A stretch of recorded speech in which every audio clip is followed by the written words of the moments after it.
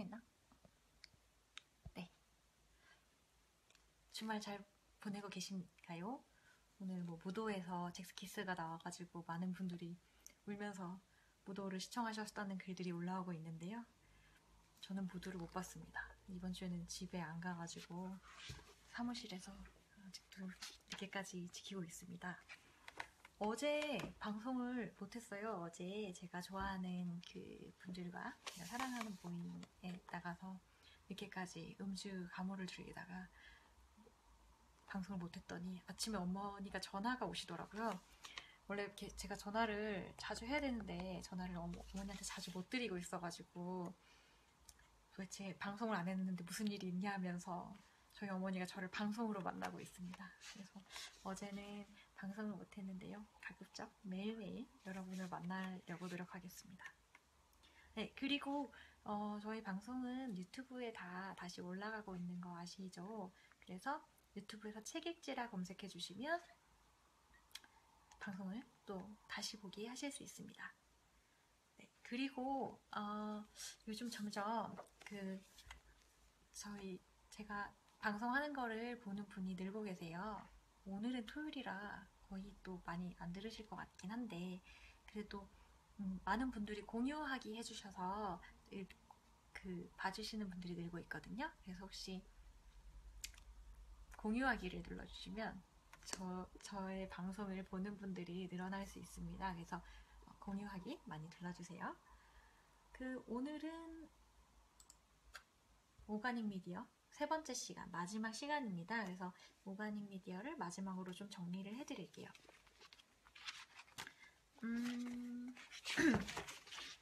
조금 제가 읽었던 책 중에서 저도 가장 설명하기 어려웠던 책인 것 같아요. 제가 뭐 소설도 읽었었고 이제 또 어떤 책이었죠? 좀 쉬운 어른들을 위한 동화도 읽었었기 때문에 이 책은 제가 좀 설명을 하면서 같이 한번 읽어봐요 라고 하고 좀 하면서도 제가 섣부르게 얘기할 수 없는 주제가 아닌가라는 생각을 하면서도 제가 하고 있는 일이랑 가장 관계가 있었고 제가 그래서 읽어보고 싶었던 책이기 때문에 저한테는 도움이 됐는데 다른 분들이 어떻게 보셨는지 저도 굉장히 궁금합니다. 그래서 오가닉 미디어는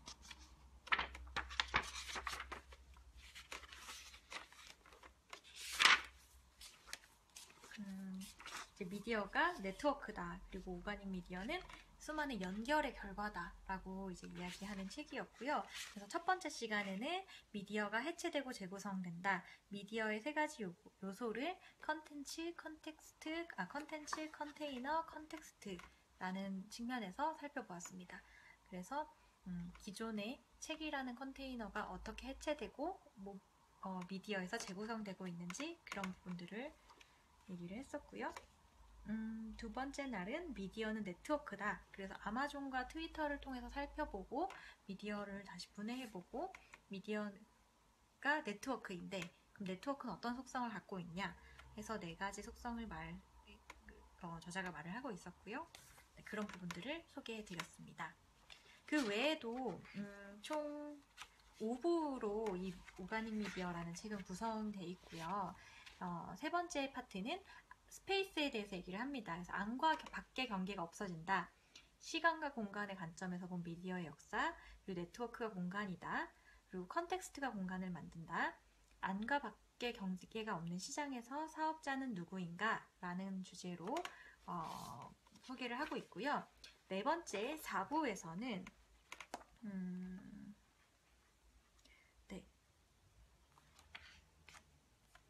매개는 미디어를 진화시킨다. 그래서 매개에 대한 얘기를 합니다. 그래서 출판은 곧 매개다. 매개의 네 가지 유형인 창조, 재창조, 복제, 그리고 소비에 대해서 얘기를 하고요. 16세기 SNS에서 오가닉 미디어를 배운다. 끝이 곧 시작이다. 라는 주제를 가지고 얘기를 합니다. 네, 그리고 5부에서는 사용자에 대해서 얘기를 하는데요. 사용자는 누구이며 왜 매개하는가에 대해서 사용자 관점에서 오가닉 미디어를 분석을 하고 저는 오늘 이 파트를 여러분과 좀 같이 보면서 사용자 입장에서 왜 SNS를 이용하는가 저는 또 이 부분을 읽어보니까 굉장히 재밌더라고요. 그래서 이 부분을 같이 읽어보도록 하겠습니다.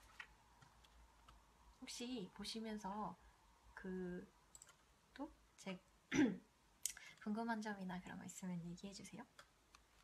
토요일이라 확실히 평소보다 보는 분이 훨씬 적어요. 네. SNS에서 정체성에 대해서 얘기합니다. 우리는 모두 알게 모르게 나름대로 정체성을 만들려고 노력한다.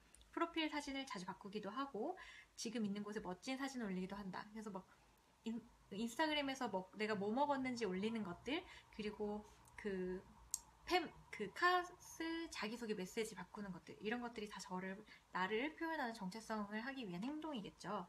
그래서 여기에서는 사용자 정체성의 형성 과정을 정확히 짚어보고 이번에는 사용자 관점에서 오가닉 미디어를 이해하는 시간을 갖고자 한다. 그래서 사용자가 자기 자신을 표현하는 주 재료로 두 가지를 꼽습니다. 바로 동일시와 차별화인데요. 인간의 모든 사회활동은 한마디로 정체성을 만들어가는 여정이다. 그런데 이 사회활동이 인터넷 공간에서는 오프라인에서보다 훨씬 더 빈번하고 동시다발적이며 중독적이다. 여기에 정체성을 만드는 두 가지 요소가 있다. 서로 상반되지만 끊임없이 작용하는 두 가지 욕구, 바로 동일시, 아이덴티피케이션과 차별화, 디퍼런시에이션이다. 이 두 요소는 서로 대립되지만 각각 독립적으로 존재할 수 없고 서로를 통해서만 존재한다. 이 메커니즘이 사용자 정체성을 만드는 비밀 레시피가 된다. 우선 동일시란 개념은 말 그대로 상대방과 나를 동일화하려는 욕구다. 우리는 누구를 닮고 싶어 하거나 어떤 그룹에 소속되고 싶어 하거나 누구처럼 되고 싶어 한다. 연예인이 입고 나온 옷이나 가방을 메고 그녀처럼 보이고 싶어 한다. 보수적 성향의 정당이나 지구를 구하는 녹색당에 소속되고 싶어 한다. 스티브 잡스처럼 혁신하고 싶어 하고 자기 삶의 멘토처럼 살고 싶어 한다. 자신과 비슷한 사람들과 자주 스치고 하고 안정감도 얻는다. 이렇게 닮고 싶고 특정 네트워크에 소속되고 싶은 욕구가 동일시다. 페이스북의 좋아요는 동일시의 대표격이라고 할 수 있다. 그래서 네, 이주영 이사님 안녕하세요. 다행히 인도에서 저를 봐주고 계시네요. 감사합니다. 네, 아까 그래서 이제 닮고 싶은 특성이 저도 굉장히 와닿는데요. 그러니까 뭐 최근에 시집 옛날 초판본의 형태의 뭐 윤동주 시인의 하늘과 별과 바람인가요? 그 시집도 초판본의 형태가 그대로 재현돼가지고 판매되고 있는데 굉장히 많이 팔린다고 하죠. 그러니까 이 시집은 시를 다시 읽고 싶은 욕구보다 그 시집을 사서 보관해놓고 나는 이런 걸 사는 사람이야 라고 표현하는 하고 싶은 심리 때문에 그 시집을 산다고 했는데, 그런 것처럼 내가 어떤 소셜한 행위를 함으로써 닮고 싶고 나를 표현하고 싶은 욕구, 이런 것들이 동일시의 성향이라고 볼 수 있을 것 같습니다. 반대로 차별화란 특정 집단이나 사람으로부터 구별되고 싶은 욕구를 말한다. 정체성에 필요한 두 번째 재료로 이를테면 유행 지난 옷이 아니라 좀 더 차별화된 옷을 입고 싶은 욕구, 보수 성향의 신문 구독자와 차별화되고 싶은 욕구, SNS에서 다른 사람과는 다른 나를 만들고 싶은 욕구다. 단순하게는 유튜브 동영상이나 댓글에서 싫어요를 누르는 것도 차별하지만 모두 좋아요를 누를 때 아무 반응 없이 침묵하는 것도 차별화의 방법이다. 네, 그래서 중요한 것은 SNS 상에서 이렇게 끊임없이 좋아요를 통한 동일시와 나는 달라 이런 거를 해라는 차별화를 통해서 계속해서 사용자들은 아이덴티티를 형성해 나간다라는 것이 사용자 정체성을 형성하는 두 가지 요인이라고 말하고 있습니다. 더 중요한 것은 두 요소의 쫓고 쫓기는 관계가 어떻게 생생한 정체성을 만드는지 그 과정을 이해하는 데 있다. 여러 사회 현상 중 유행은 동일시와 차별화의 팽팽한 긴장관계를 가장 잘 설명하는 사례다. 유행은 계속 반복되고 수정되고 변화하는 사이클이 있다. 새로운 사이클이 나타나지 않으면 유행이라는 개념 자체가 성립하지 않는다. 이때 사이클은 동일시와 차별화 간의 상호작용, 그 팽팽한 긴장관계가 유지될 때 만들어지고 지속된다. 뭔가 새로운 것이 유행하려면 그것을 새롭게 선도하는 집단이 필요하고 또 추종하는 집단이 있어야 한다. 이런 것들이 페이스북이나 소셜에서 계속 진행되고 있다는 거고요. 예를 들면 이것은 사회적으로도 계속 있어 온 건데, 예를 들면 부르주아를 생각해보면 이들은 과장된 복장과 화려한 패션으로 부르주아라는 정체성을 표현했다. 부르주아 정체성을 선도하는 그룹과 이를 따라하는 그룹이 있었기에 가능해진 것이다. 하지만 부르주아 패션이 너무 대중화되어 그들의 가정부들까지 그들을 따라하는 순간, 즉 더 이상 그들의 화려한 모자가 차별화 요소로 기능하지 못하게 되는 순간 그들은 그 모자를 버렸다. 모자가 촌스러움의 상징이고 새로운 유행이 필요한 순간이 온다. 동일시와 차별화 게임을 통해 새로운 사이클이 이어지고 커뮤니케이션은 계속된다. 네, 그러한 패러다임이 SNS에서 계속해서 반복된다라는 것을 얘기하고 있습니다. 네, 그리고 사적 영역과 공적 영역의 소셜 게임이라는 파트를 좀 읽어볼게요. 우리 안에는 공적인 나와 사적인 나가 공존한다.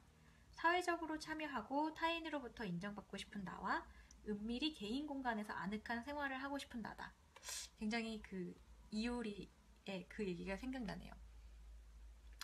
사람들이 나를 너무 귀찮게 하지 않았으면 좋겠다라고 하면서도 또 사람들이 나를 잊혀져 갈 때 그 어떤 내적 갈등, 네, 그런 게 실제로 우리들한테도 모두 있는 것 같아요. 일과 가정에도 균형이 필요하다. 한쪽이 부족하면 결핍을 느낀다. 이 균형을 이루기 위해 필요한 것이 공적 공간과 사적 공간이다. 두 영역은 계속 진화해 왔지만 지금 소셜미디어에서는 그 변화가 매우 극적인 방식으로 일어나고 있다. 이 글에서는 두 영역의 특성과 변화를 살펴본 후 새로운 현상을 어떻게 읽고 대응해야 할지를 사용자 정체성 관점에서 논의하고자 한다.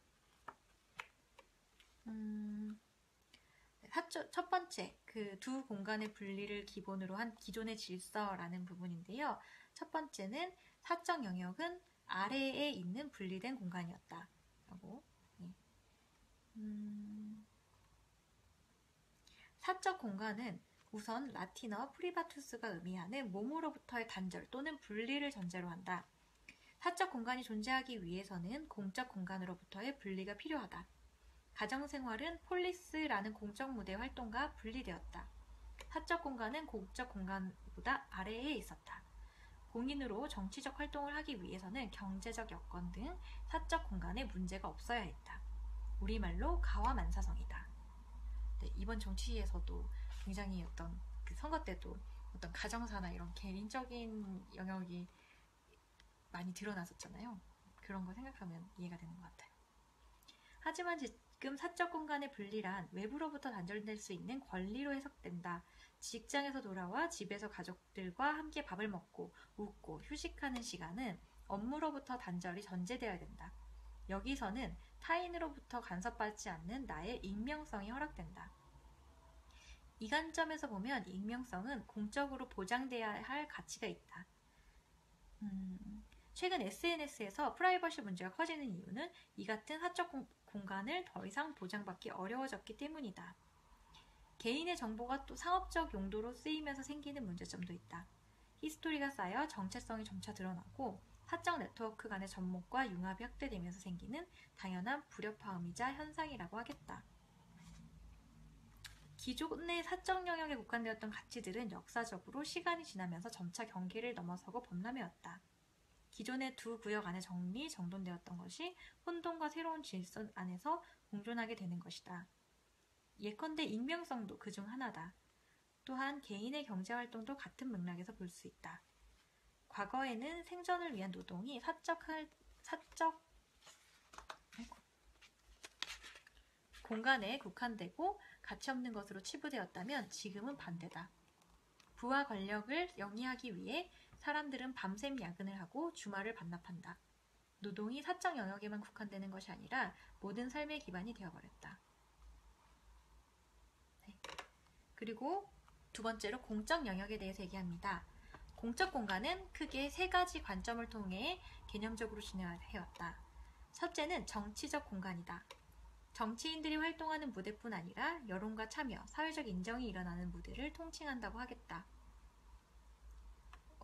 국회처럼 제도화된 공간이든 아니든 토론과 합의를 통해 의사결정이 이루어지는 공론의 장이 여기서 해당한다. 여기서 우리의 정체성은 시민이다.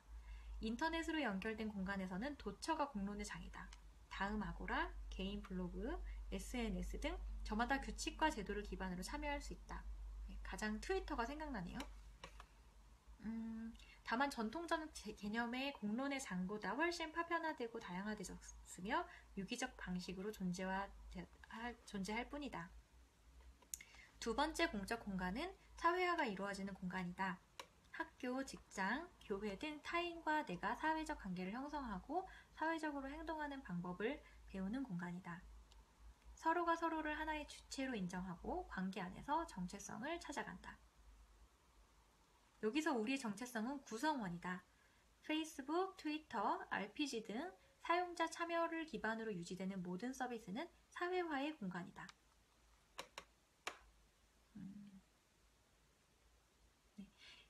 인간에게는 본선적으로 참여하고 기여하고 인정받고 싶은 심리적 욕구가 있다. 공동체의 목표에 동참함으로써 살아있다는 느낌을 받는다. 마라톤에서는 각자가 홀로 뛰지만 집단적인 참여 과정에서 암묵적인 규범과 규칙을 따른다. 참여가 곧 존재가 된다. 여행지에서 호텔을 이용하지 않고 개인의 아파트를 빌리는 것, 물건을 새로 사지 않고 물건을 함께 나눠 쓰는 것도 같은 맥락이다. 공유 서비스를 이용하는 동기에는 가격이 싸다는 것도 있지만 착한 경제활동에 기여하면서 자존감을 키울 수 있다는 점도 있다. 이런 것들이 사회화에 해당하는 공적 공간입니다. 셋째는 공적인 장소, 즉 무대다. 도시공간, 카페, 광장, 공원 등 내가 노출되고 드러나는 물리적인 공간을 말한다. 서로가 서로를 관찰하는 공간이며 눈빛과 몸짓으로 직접적인 상호작용이 이루어지는 공간이다. 여기서 서로의 정체성을 결정짓는 것은 관중이다. 온라인에서는 더욱 그렇다. 인터넷에 접속하는 순간 공적 무대에서의 상호작용은 디지털 족적이 남는 모든 곳에서 시작된다. 네. 그래서 가장 지금 하고 있는 저도 나름 소셜이라는 그 무대에서 여러분들에게 얘기를 하고 있는 게 아닐까 이런 생각이 듭니다. 그래서 이제 인터넷 소셜이라는 것은 사적 공간이기도 한 동시에 공적 활동이기도 하고 그게 정치적인 공론의 장일 수도 있고 사회화가 이루어지는 공간이고 또 공적인 장소 즉 무대로서 기능한다 라고 이제 그 소셜의 특성들을 얘기를 하고 있습니다. 네, 그러면서 한편으로 청중이 나를 정의한다 라고 얘기를 하고 있습니다. 그러면서 사용자 정체성의 4가지 요소를 다시 꼽는데요. 참 이 책은 이렇게 어떤 개념을 설명할 때 네트워크의 속성 그리고 이런 사용자 정체성의 속성 이런 것들을 몇 가지 요소로 꼽아서 잘 설명을 해주는 것 같아요. 그러면서 사용자 정체성의 4가지 동기를 아까 말했던 동일시 그리고 사적인 나, 공적인 나, 차별화 이 4가지가 사용자 정체성의 요소를 갖는다고 말을 합니다. 그러면서 이 저자가 실제로 페이스북에서 페이스북이나 이런 걸 소통하면서 이 책을 쓰면서 어떻게 정체성을 찾아가는 걸 느꼈는지를 얘기합니다. 나는 이 책을 집필하기 위해 페이스북을 이용했다. 오가닉 미디어 랩 블로그에 컨텐츠를 정리하기 시작하면서 글을 알리고 공유하는 채널로 페이스북을 활용했고 그 과정에서 독자들과 연결되었다. 그러니까 혹시 이 책에 더 관심이 있으시면 오가닉 미디어 랩이라는 그 블로그를 한번 들어가 보시면 이 책보다 훨씬 많은 정보가 계속해서 올라오고 있고요. 그게 시의성 있는 정보들이 많아요. 예를 들면 제가 들어가 봤더니 샤오미에 대해서도 샤오미를 오가닉 미디어의 관점에서 또 정리가 돼 있고요. 이제 그런 글을 계속 쓰면서 블로그에만 계속 글을 가둬놓으면 사람들이 많이 보지 못했을 텐데 페이스북에서 그걸 계속 포스팅하고 사람들이랑 어떻게 의사소통했는지 그런 부분에 대해서 얘기를 하고 있습니다. 그래서 그 정체성을 만드는 과정에서 앞서 말했던 4가지 요소, 동일시, 차별화, 공적인 나, 사적인 내가 어떻게 동시에 작용했는지에 대해서 얘기를 하고 있습니다. 첫 번째, 나의 모습을 드러내다. 제일 먼저 어디에서 무슨 일을 해왔고 현재 무슨 일을 하는 누구인지를 프로필 업데이트를 했다. 사적인 나를 공적인 공간에 드러냄으로써 정체성 만들기 과정이 시작된 것이다. 자주 드나들면서 글을 올리고 다른 글에도 반응하면서 소통을 시작했다. 내가 올린 글을 모두 합치면 관심사를 쉽게 추정할 수 있다. 특히 블로그에서 작성한 글을 주로 공유하고 있으니 더욱 그럴 것이다. 기존에 간과되었거나 사람들이 실행에 바쁘다는 이유로 멈춰서서 보지 못했던 주요 과제들을 먼저 다루었다. 배우고 경험한 것을 나눈다는 사명감 뒤에는 내 자신의 정체성에 대한 요구도 컸을 것이다. 동일시 활동도 병행되었다. 뉴스피드에서 무릎을 탁 칠 만큼 좋은 글이 있으면 좋아요를 누른다. 혼자 읽기 아까운 글은 공유하기도 한다. 공유는 좋아요 버튼을 누르는 것보다 참여적인 행위로 강력한 공감이다. 여러분, 많은 공감 버튼 부탁드립니다. 가시적 공간의 모습을 드러내는 것은 내 자신을 타인의 판단에 맡기는 행위다.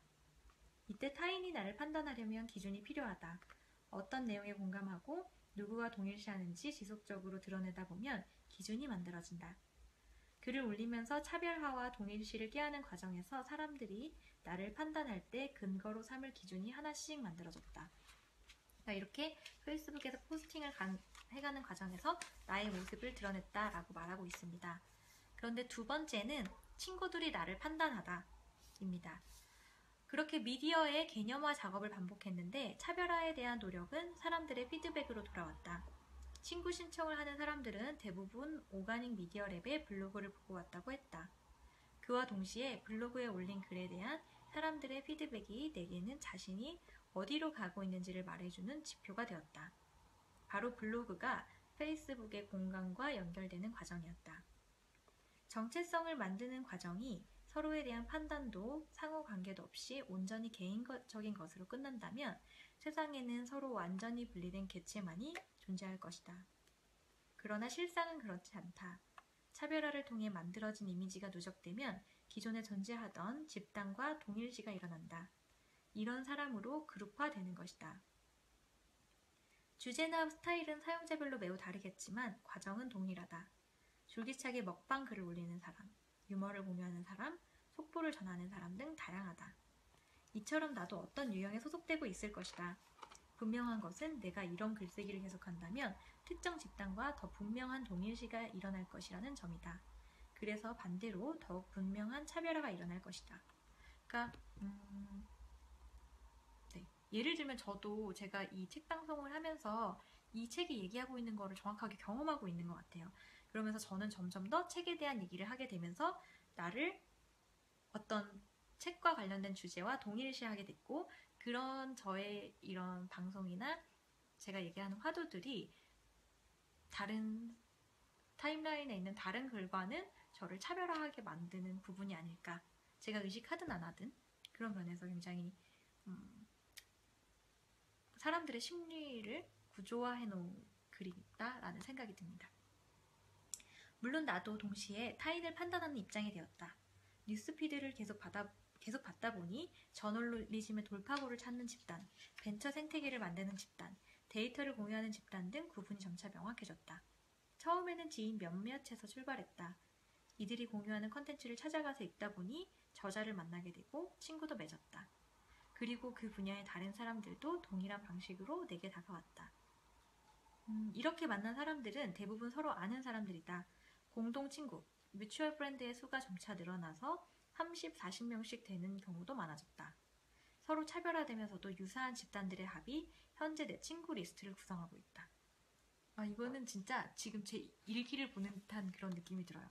저도 제가 어떤 관심사에 대해서 친구를 그것도 의식하고 그런 건 아니지만 계속 맺다 보니까 서로 같이 아는 친구가 막 30, 40명씩 되는 경우가 진짜 많거든요. 그런 부분인 것 같습니다. 이런 집단과의 차별화와 동일시는 동시에 일어난다. 특정 집단과의 동일시 과정은 다른 집단과의 차별화를 뜻한다. 시간이 흘러 특정 집단의 동일시가 뚜렷해지면, 즉 아무개는 A그룹에 속하는 사람이라는 딱지가 붙으면 거꾸로 A그룹의 다른 사람들과 차별화를 시도할 수밖에 없다. 그렇지 않으면 도태되기 때문이다. 동일시와 차별화가 역동성을 이루면 프로세스도 중단된다. 나의 성장과 도태는 동일시와 차별화 작용이 누적되면서 일어나는 것이다. 네. 그래서 결국 여기서 얘기하는 거는 아까 사용자가 나의 정체성을 어떤 것으로 구분하냐고 할 때 동일시와 차별화라는 게 재료가 된다고 했고, 그러면서 사적인 나와 공적인 내가 소셜에서 계속 상호작용하면서 정체성을 만들어간다라고 얘기를 하고 있습니다. 네. 그래서 마지막 파트로 좀 정리하는 부분으로 넘어갈게요. 에필로그인데요. 저도 사실 이 윤지영님을 팔로우하고 있거든요. 친구로 맺었거든요. 그래서 이 작가님이 제가 지금 방송하고 있는 걸 언젠가 볼지 어쩔지 모르겠는데 되게 재밌는 것 같아요. 그래서 이분이 어떤 분인지도 굉장히 궁금하고, 오가닉 미디어 랩에서는 계속해서 오가닉 미디어에 대해서 강연도 하기 때문에 언젠가 가봐야지라는 생각을 하고 있는데요. 이분은 이제 미디어 공부를 하고 싶다고 유학길에 올라서 인터넷을 만났다 라고 말합니다. 프랑스에서 보낸 10년은 내 인생을 크게 바꿔놓았다. 모든 사고의 시작은 답이 아니라 문제를 찾는 데서 비롯됐다는 것을 알려주었고, 사회학에서 시작한 커뮤니케이션 공부가 인터넷과 네트워크 연구로 연결되었다. 그 후 텔레콤, 웹서비스, 벤처 등에서 10여 년간의 피 터지는 체험이 이어졌다. 이것은 하나의 스토리가 되어 돌아왔다. 오가닉 미디어라는 책은 20년간의 여행의 기록이자 그동안 만난 수많은 단서들을 퍼즐로 연결한 보고서다. 라고 에필로그를 시작을 하고 있습니다. 실제로 이분이 유럽연합의 네트워크를 연구하고 오렌지 프랑스 텔레콤, 그러니까 오렌지라는 텔레콤 사업자가 프랑스의 가장 큰 통신 사업자인데, 거기에 미디어 전략을 컨설팅 하시고, SK컴즈에서 인터넷 미디어 센터장을 하셨고, 또 미디어레라는 벤처를 창업해서 SNS를 만들어보고, 뭐 이러한 경험들이 있으세요. 그래서 그것들이 굉장히 되게 여러 가지로 녹아있는 책이라는 생각이 들고, 그러니까 그러한 현상을 이렇게 아까 말했던 요소를 꼽고 구조화할 수 있는 글을 쓰셨다는 게 저한테는 굉장히 정말 공부가 되고 도움이 되었던 것 같아요. 그래서 인터넷이 출현하고 많은 디바이스와 서비스들이 우리의 일상을 파고들자 세상은 온통 무질서하게 움직이는 것처럼 보였다. 실리콘밸리의 벤처들이 시가총액이 하루아침에 수조에 이르기도 하고, 공짜 경제를 이해하지 못하고 망하는 기업들이 생겨났다. 이제 물질이 아니라 데이터가 자원이 된다고도 하고, 비트코인 같은 가상화폐가 수백 년 동안 이어온 통화체계를 바꿀지도 모른다고 한다. 근데 무엇이 문제인가? 모든 문제는 우리 스스로가 미디어가 되면서 시작되었다. 우리가 만드는 미디어가 서로 연결되고 창발하고 진화하는 과정에 문제의 핵심이 있다. 세상의 질서는 우리가 매개체가 되고 미디어가 되고 네트워크로 진화하는 과정에서 생산된다. 바로 오가닉 미디어 현상이다. 우리가 휴대한 수많은 단말기들이 우리의 삶을 바꾸었고, 우리가 매 순간 공유하는 한 줄짜리 일기가, 사소한 검색 하나가 시장을 뒤집고 사회관계를 바꾸었다. 그런데 여기에는 두 가지 문제가 있다. 도처에서 일어나는 시끄러운 변화들이 사실은 모두 연결되어 있다는 점, 그리고 우리가 알고 있었던 것들, 그것들에 길들여진 아늑한 관성에서 벗어나지 않으면 이 시끄러운 변화를 좀처럼 알아듣기 어렵다는 점이다. 아니, 알고 있다는 착각에 빠지게 한다는 점이다. 네. 그러한 관점에서 우리는 소셜 서비스를 다시 분해해서 이해할 필요가 있다라는 부분으로 얘기를 하고 있습니다. 그래서 저는 오가닉 미디어에 대해서 이 정도로 소개를 하려고 합니다.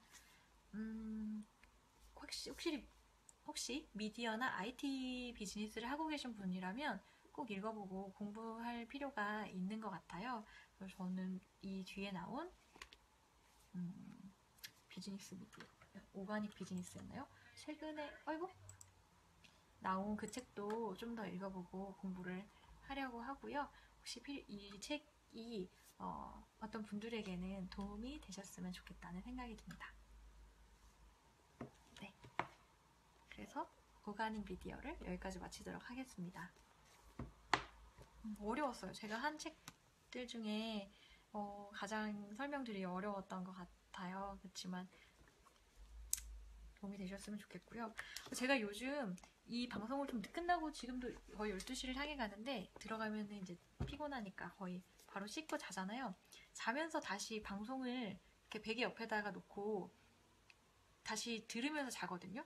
그래서 정말 잠이 잘 오더라고요. 그래서 내 방송은 잠을 부르는 방송이구나. 자기 전에 들으면 참 좋은 방송이네 라는 걸 깨달았는데 가끔 그런 분들이 있다고 하시더라고요.